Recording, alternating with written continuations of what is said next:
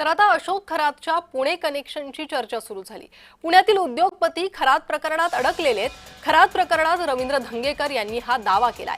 2 दिवसात आपण आणखी माहिती देणार असल्याचंही धंगेकर म्हणतात। धंगेकरांनी हा दावा केलेला आहे। खरात प्रकरणात रवींद्र धंगेकर यांचा हा मोठा दावा। पुण्यातील काही व्यावसायिक खरातच्या प्रकरणात अडकलेले असल्याची माहिती दावा धंगेकर करतात। अशोक खरात हा कुठल्या नेत्यांना कशा पद्धतीने भेटलाय, कशा पद्धतीने त्यांनी त्यांच्याशी व्यवहार केलेत। अनेक महिला भगिनींच्या त्याच्यामध्ये त्याच्याकडे व्हिडिओ आहेत आणि किती म्हणजे त्याला अटक बिटक करण्यापेक्षा त्याला भर चौकातून फाशी दिली पाहिजे अशी परिस्थिती ह्या महाराष्ट्रामध्ये करणार असेल।